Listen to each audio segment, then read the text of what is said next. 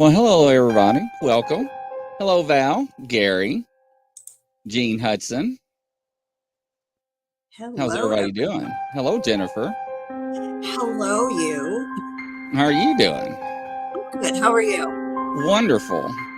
Ladies and gentlemen, don't forget, we are partnered up with USCCA. So if you are traveling or know anybody that concealed carries, make sure and hit the link and give them the new 50-state reciprocal law for concealed carry laws across the country. It's free. All you got to do is hit the link and send your email in. You'll get it free. So, Jennifer, welcome. Thank you. Thank you. Introduce yourself. So I am Jennifer Talley. I am a member of New Orleans Paranormal Society, doing all things ghosty and more here in New Orleans. A little bit of medium as well, although probably unlike your guests, I don't control mine, so pop in and out anytime they feel like. But yeah, I'm excited to be on. True crime's like super interested to me. So yeah, it's an honor. Thank you. So tonight we're covering Chad Planch, part 2. Very interesting case. So what we usually do is we'll bring everybody on one at a time and we'll let them give their side of the story. Then what we'll do at the end, we'll go back and rehash it. So first up, Angela, come on down. Hi, hello. Hello, how are you doing? Doing great.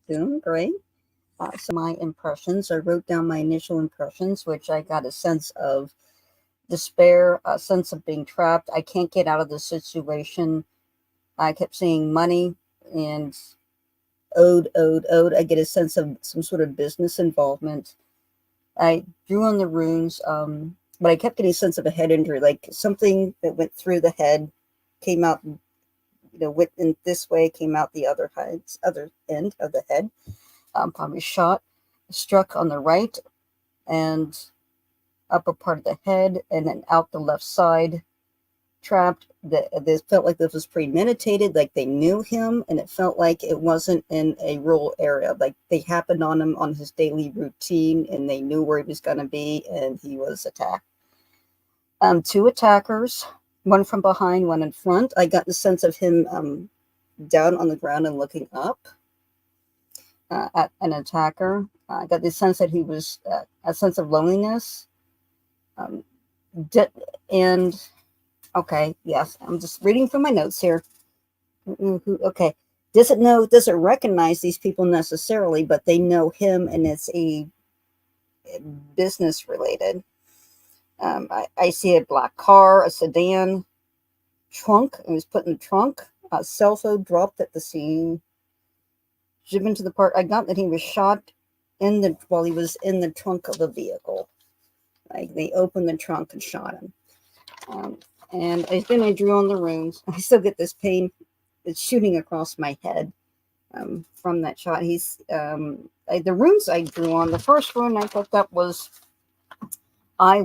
which represents death, and that's where I got a really much more stronger pain going from one side to the other, a sense of being shot in the head,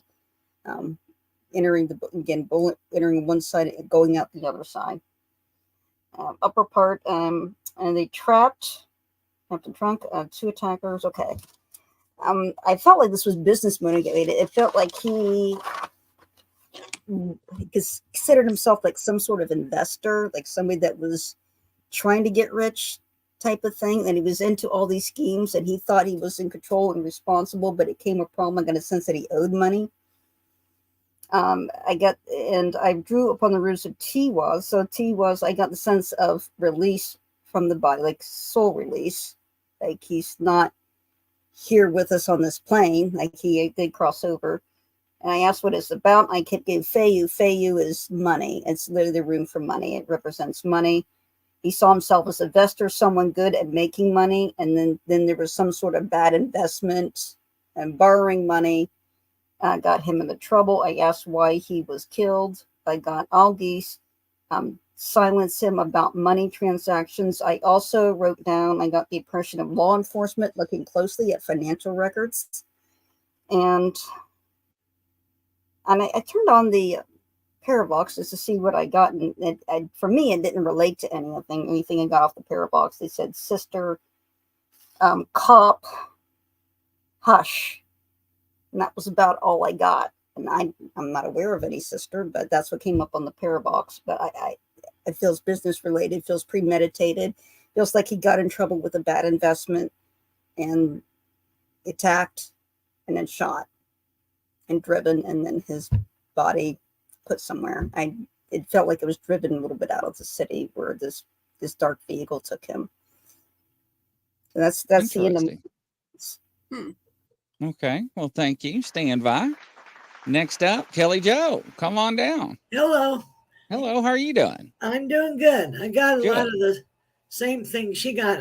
First thing I got was he thought he was the smartest one in the room. Always the next big things. And it feels like he owed, what is it, a bookie where you borrow money, and if you don't pay it, they come and kill you. And I heard execution because he was, like she said, I see shot in the head. I was alive doing my business, and then I wasn't alive no more. And execution. And Wow. 2 guys did it. And it felt like, to me, it sounded like a rifle, a high-powered rifle. Interesting. And he's always doing the next big thing. He was a scammer, and doing next big thing. That's what I got on him. All right. Well, thank you. Stand by. All right. Up. Christopher, how are you doing? Fantastic. How are you doing? Wonderful. All right. So I found this to be very, very interesting. I did multiple pages of remote viewing. So right off the bat, I got that he was a kind person, or at least he appeared kind in people's eyes. He loved computers and couldn't get enough of it. He was always wanting to help other people, always apologizing when he did something wrong. He liked to take care of his body, liked to stay in shape, and he loved to exercise. He was big in exercising. It was like the number one thing for him to stay in shape, besides doing his computer work. He was very honest to the most part. He loved to run and loved to do hikes. He loved to hike and challenge himself. He was big at challenging himself. He always had a plan. It was like he's always planning things, like he wanted to do more, learn a different course or do something different for that weekend or that day. He would already have it planned like the night before, constantly. Very intelligent. He had a great GPA average. let's see. So there was one particular incident, and this was the incident where he came up missing, where he planned like a 28-mile run, and he got into his routine, and he got off course at one point, as what I was picking up on, and then he tried to get back on course, but he couldn't, and I'm getting the feeling that somebody or something had took him, like he had just automatically was taken aboard somewhere. He had no like it wasn't. He didn't know what was going on. It was just instantly. He tried to say something or tried to help, but he couldn't get any assistance, and the search and he couldn't get any assistance, and then whoever it was that took him, I'm thinking it was 3 or 4 people that took him, and I almost want to say they were not human. They were non-humans that took him, and there was no trace of evidence found. And so what ended up doing was I drew a picture of the. See if I can find the picture here. Oh, here we go. What I was picking up on it was a picture of a craft, like a spaceship, kind of a V shaped, and I was picking up on the fact that he was abducted by these non-humans. Now I didn't see any money or business related. It was like he was in the wrong place at the wrong time, and then he was one that was chosen. Interesting. Interesting. Yeah. So I'm going to explain why we chose this case. Stand by. Thank you, Christopher. And next up is Melinda. She sent in a video, ladies and gentlemen, because she's still at work. And let me click on her video here and action.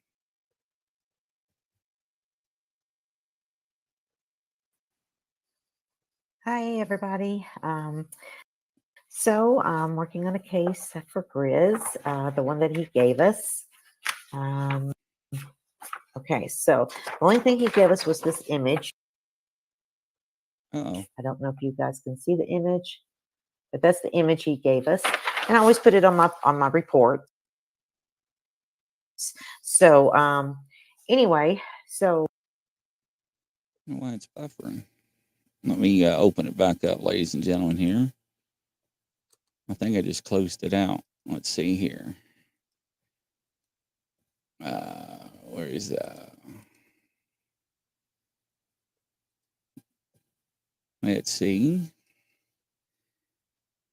Wrong email. Let me open that email up. And here we go. Close some of these other ones out. All right, try this again, ladies and gentlemen.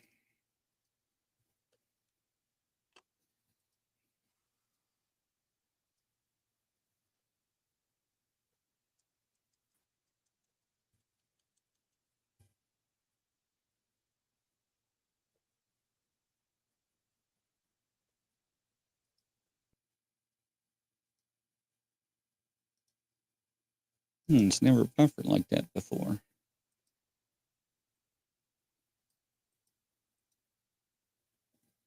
What did you come up with, Jennifer, when you looked at it?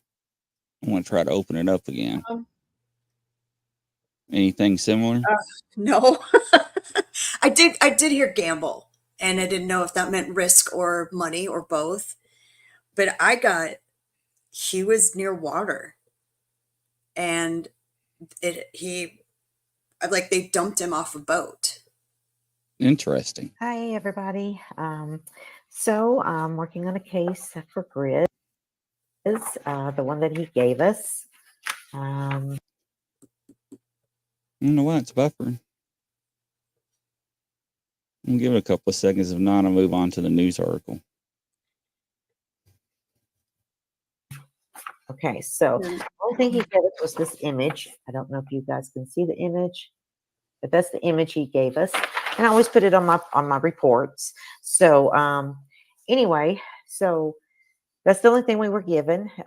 So I performed intuitive evidential mediumship to determine, if there's any perpetrators, location possibly, vehicles, just everything that I can get on each case that I do. Immediately when I touched his image, I did get deceased. I was shown like a rocky area, but it was an accident.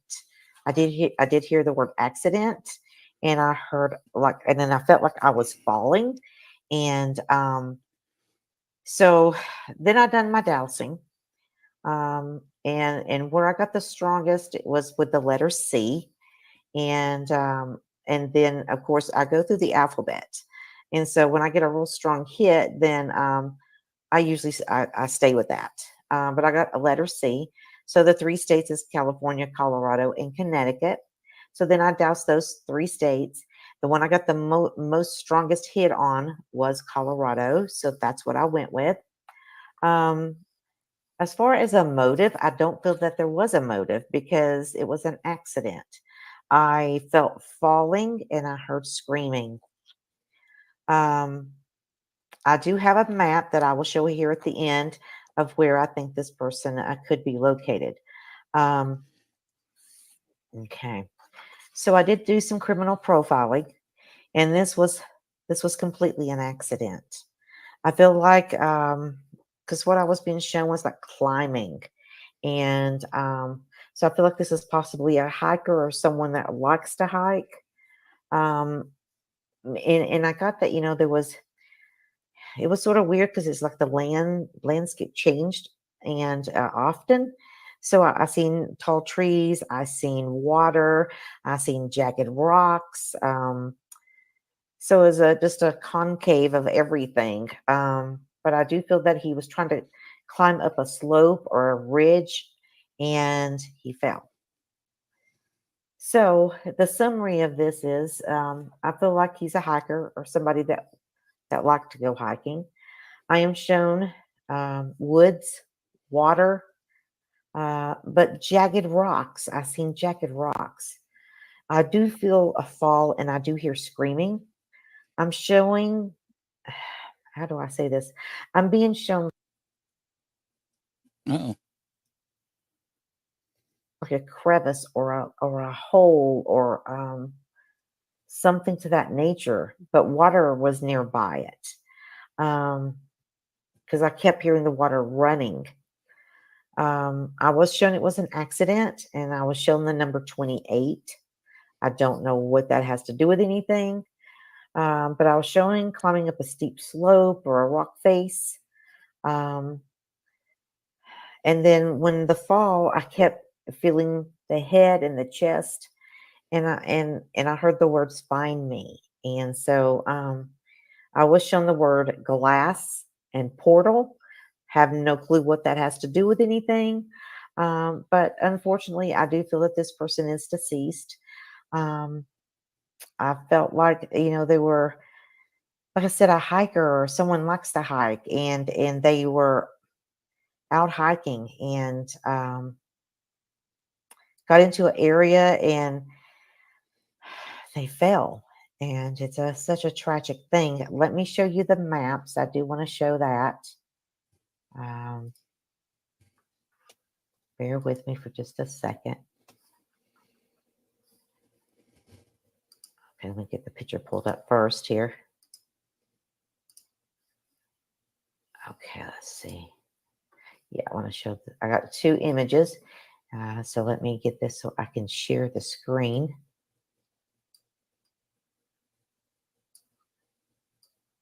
Oh, come on. So hard to have to move things around to share the screen, but that's what we have to do. Okay, here's the first image. Okay, so as you can see, in this box area right here, I do feel that this is where his remains are located. But I kept getting it was going to be hard to find remains, so this could have happened some time ago. What I'm going to say, in between, anywhere between 3 and 8 months. But I feel that some of his belongings, some things could be found in this area here by the box. As you see, I told you I heard the word glass because I do the dowsing. I do the dowsing as far as what state first. Once I get what state, then I put that to the side and I work on the other stuff. And then I come back and I do the maps. That's my last thing I do. And I heard I was shown the word glass. Well, in this, there is, let's see if I can make this bigger, lake of glass. So I found that to be very interesting. Very, very interesting. So that was the first one. Let me see here. Okay, and I'm going to show you the second one. Let me get it pulled up. And the second one, it's exact to the first, except it's more zoned in. So I feel that is a significant thing. Let's see. I think it's this one. Oh. Let's see here. Let me see if it is. I don't know if it is or not. Yeah, so this is the more zoned in one. And so basically, I kept getting this in this area, somewhere in this box. That's where they're going to end up finding something of his. If not his body, it will be something of his. I think oh Lord, I don't know if I shared the right one or not. Let me just pull it up and see, guys. Bear with me. Oh my God. Yeah, I think I did. Because this one, yeah, that's the one.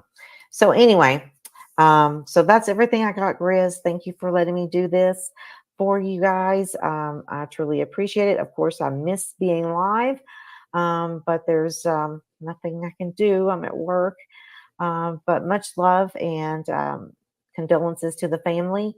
And if there's anything I can do, of course, I'm here to help in any way I can. All right, guys, have a great night, and I will see you guys soon. Interesting. So we'll add this. CNN reports by Ashtar on October 8th, 2023. Okay. Rescuers in northern Colorado say they're still searching from the air and on the ground for a 49-year-old man who went missing last month in the Rocky Mountain National Park. Chad of Fort Collins, Colorado, was last heard from via text around noon on September 27th, according to the National Park Service. The text indicated he was almost to the summit of Mount Alice, roughly 7 miles from the Bear Lake area. This is what a news release stated. Chad describes as a fit runner. Both trail running and marathon experiences reported overdue on September 28th, the Park Service said. Rangers found his vehicle parked at the North Inlet Trailhead on the west side of the Rocky Mountain National Park. Chad began his route from the East Inlet Trailhead near Grand Lake. His reported itinerary included a 28-mile route, which included crossing the Continental Divide and traveling on established trails, as well as off-traveling through steep, talus slopes, according to the release. Chad had not attempted this route previously, but is an experienced trail runner who has run numerous routes in the park, including Long's Peaks, more than 30 times, park officials stated. Although Chad has personal navigation with him, the device was not designed for emergency assistance, according to the Park Service. At least 77 rescuers were involved in the aerial ground search efforts by Saturday. On the 10th day of the search, including 3 dog teams and a State Department of Fire Prevention and Control drone team. So they sent drones out there to also look for them. A portion of the park is closed off from Mount Alice to McKinney's Peak to help limit scent distractions for all the dog teams.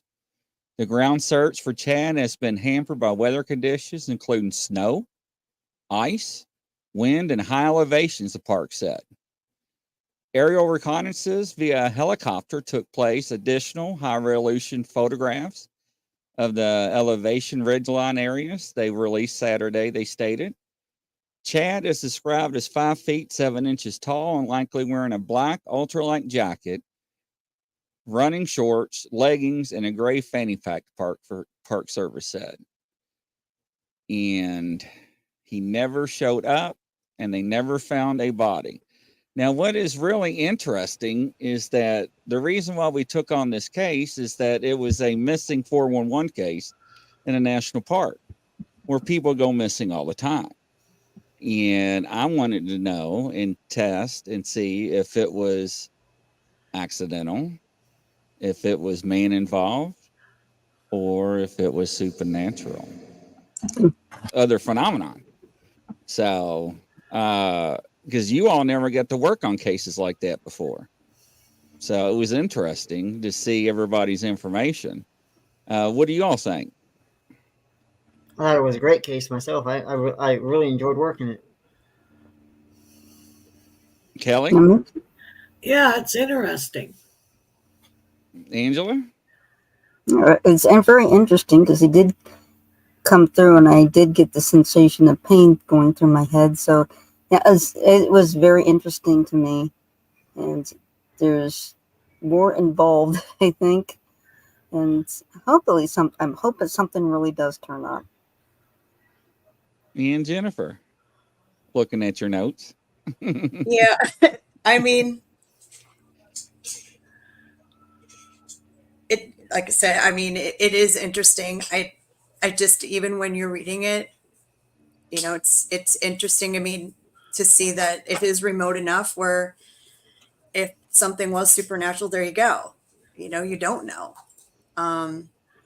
It'd be nice to know if there are any updates on it too, to see if There has been none. It And- just went cold. really But Yes. it's going to be hard finding the body if he fell, you know, Yeah. because there's like somebody said there was a ravine. If you fall into a ravine, they can't find you. no. You'd think they might even at some point find his stuff, but it's certainly not going to be. I don't know if Colorado's got snow right now or not, or how high up he was. I don't know that landscape at all. But it was interesting with that water connection too. Yeah. It was. So, and then maybe the trapped was, did he fall and was he trapped in like a cavern? Maybe he survived and he couldn't get out, right? You know? Can be. Right. So I think Jennifer has got our next case for next week, don't you? Yeah. Yes. Yeah. So we'll cover that next week. Then we'll release the photograph the following week. I'm just going to warn you, beware. So just up front. Okay. So it's going to be interesting. So, And I'll contact and see if there are any updates. okay, great. I'll send it to you. Great. But we'll keep tabs on the case if anything comes around on it or any information. But it's strange because when we first looked at this case, right, it's like, is it or is it not? Because there's so many questions about missing peoples in parks across the paranormal realm and encrypted world and so forth. And it's just interesting because we really don't know, right? So we're trying to get the pieces of the puzzle. So we'll work on next week's case. Go ahead, Jennifer. You wonder though, if you look at like missing person stats from across the country, are there some stats about parked area? Do you know what I mean? Like areas that have those park areas, like New Orleans actually has a very high missing persons case list.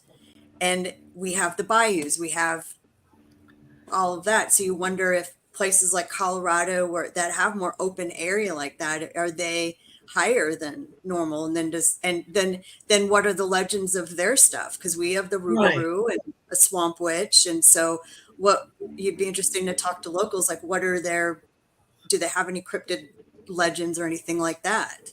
And if that all kind of relates to each other. Yeah, look at Alaska. I mean, people go missing, and a lot of it could be UFO or Squatch or vortexes. You know, they have the Alaska Triangle out there. Yeah. Mm-hmm. So every area has its own missing thing of the parks and recreation areas. Yeah. That would be neat to do something like that. Yeah, it would be. Well, ladies and gentlemen, go ahead. Is the family, do they have like social media or anything still looking for him? None. It's just like zilch. They went out there, they searched. They spent all this time and they just like stop. So, and it's like, all right, he's gone. Next case. Odd to you? Yeah, it is. It is odd. So very strange. Yeah. Wow. So we'll work on the next case, ladies and gentlemen, and that's a wrap. We'll catch you on the next show. Good night, everybody. Good night, Bye-bye. everybody. See ya.